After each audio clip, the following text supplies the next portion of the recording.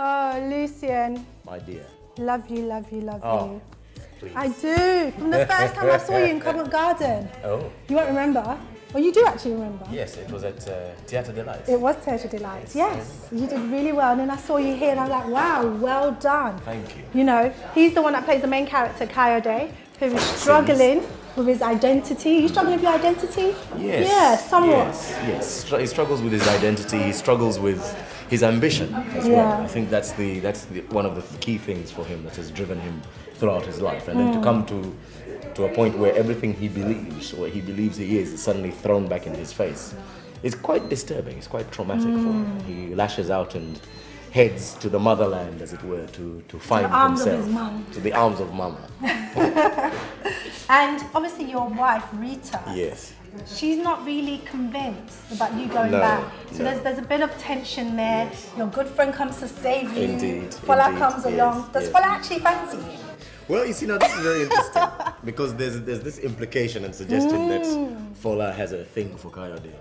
Maybe. Fola wants to maneuver and take. But I don't think she really does. No, I don't think so. that actually, because one of the earlier lines that we've been edited out of the script is where Fola said, you know, I'm the one who worked so hard to make sure that you and Kayode Got together. Okay. Why would you suddenly accuse me of? Yeah. I think there may have been in the past, but I think they're just very good, long-term old friends. Yeah. And she really deeply, truly cares for him, like a sister. Yeah. And I love your mother. Oh, well. The amazing Pamela Lombardi. Yeah, amazing, but amazing. you have to come and watch it because she's not a fan of your wife. No, she isn't. And she displays that really, really well. Yeah. Oh, you know? Yeah. The cat does indeed have a mighty claw. And what do you think about the whole political issues that the play actually addresses? Well, it's interesting. Because it's nebulous. It's deep. Yeah. There are, and this is in many ways this is touching the surface only. You know, there are. I think fundamentally, politically, it's all about being enfranchised or feeling enfranchised, and rightly or wrongly, Kayode feels as if he has been disenfranchised. But you flip that on its head, and then he returns to Nigeria with a completely Western idea of how a country should be run, what politics are, and his intentions are good, but he does come in somewhat naively, and comes to a place and a space where his values are paired with his life. You can say I believe this or I believe that in Croydon, and you can still walk down the street happily. When you go to Ijebu Ode and say I believe this or believe that, completely different story. Is there such thing as human rights? This thing. So it's the beginning of a very interesting discussion. But also what's interesting is that clearly the way in which he then becomes involved in politics when he gets back home also says something about the kind of position that he's in. He comes from a family of means. So even in a society with different values, the person with the means is king. Yeah. And he does have the means. Yeah, his mother's quite wealthy. Incredibly wealthy. So she can support him. Yeah. And I think also it's Kayode and Rita are also in their own right quite well off. Yeah. They are not. They don't worry about money in their professional lives. They've both worked very hard. They've chosen to live where they live, but they are not living on the breadline in any way, shape, or form. So I like the fact that you are. That their struggle is not an economic one. No. It's much more intellectual, spiritual, emotional in that sense. Yeah. And did you direct it as well? Did you help to direct it? No. I am the artistic director of Theatre Fahodzi Theatre Company, yes. and we co-produced with the Royal Court. So I have had the privilege of watching this when Bola Agbaje brought it. It was commissioned actually by our company in 2009 by my predecessor, Femi Olefoju Jr. He commissioned it, and when I took over, there were plays left as a legacy, and this was one of them. And I thought this is an interesting one to pursue. It's a different direction in terms of what Bola is known for. Yeah. I had a relationship with the Royal Court in my own right. She has had a relationship with the Royal Court in her own right. So all these lines of serendipity worked, and we put together an amazing team of performers. We had got an amazing director, Indu Rubasingham, the artistic director of the Tricycle Theatre now, who's just in Kilburn. Kilburn, okay. Sorry. That's all right. And it was all. when you get the right people, Yeah. you know, they always say that getting the right team, the right cast, sometimes can be 90% of the work. And really, in this instance, we were blessed. We've had an amazing cast. We've got an amazing director, an amazing assistant director in Titus Haldo, who's been amazing as well. You know, the Royal Court have been amazing. You know, we've got Sarah, Alfred Smith, we've got Mary O'Hanlon, our backstage team, who are all just amazing and who have all truly and passionately put in more effort and work than you would do in just an average job because of what the story means. Yeah. You know, and that's, I believe, we're reaping the rewards of that.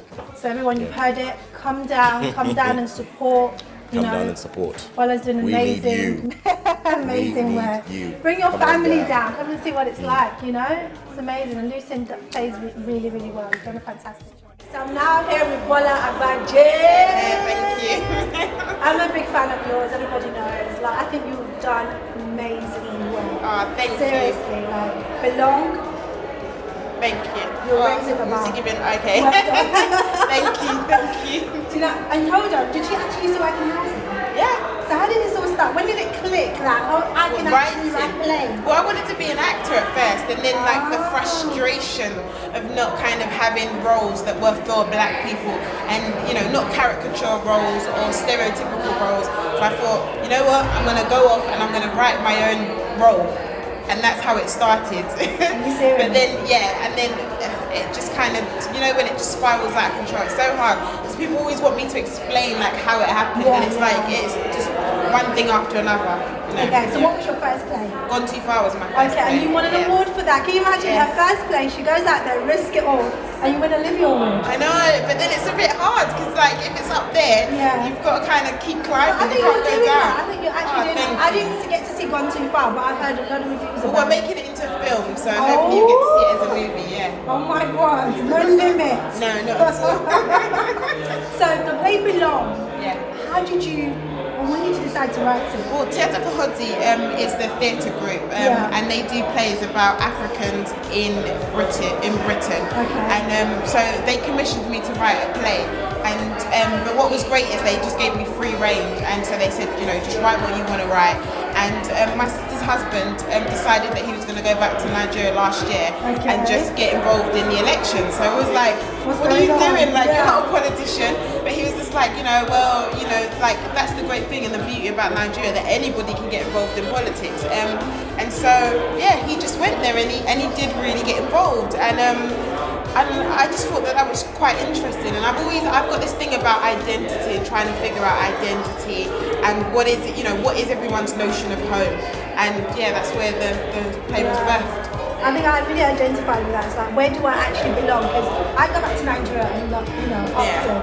And it's almost like when I'm there, oh, you're too British. You're too British. Your mindset, the way you scared to talk. Yeah, the way you think, that's not how we do things here. I'm just thinking, hold on, this is me. Well, someone once told me they smell you, like they know you're not from there. Exactly. As much as you try to fit in, Yeah. they know. And I mean, when I was younger, I lived in Nigeria, and I was called we weren't even called our name. Me and my brother were called English kids, the English ones, for like 2 years. Yeah. So it's hard. But then at the same time, when you're here, that's what you identify with the most. You know, with your parents and your upbringing. You're quite proud of being Nigerian. You're trying to, identify with that. Yeah, and I just wanted to kind of just have a look at that and question that. Yeah, and then you raised a lot of issues about politics, unemployment, and the young wanting change and things like that. I loved Kayode's character, and also Kule's character, and Mama's character as well, because she supported.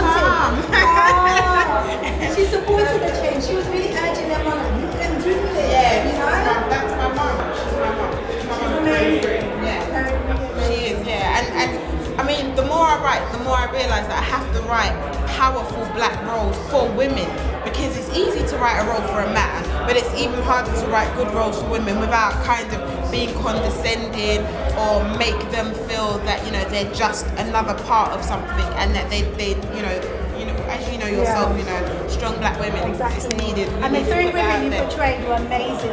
Very different characters, equally as strong, and very stubborn in their own right. They felt they were right at every single stage. Of course, Rita, I think I can identify with Rita, so I have friends who are like Rita, and like, hold on, I don't want to go back to Nigeria. Nigeria is not my home. It's got nothing for me.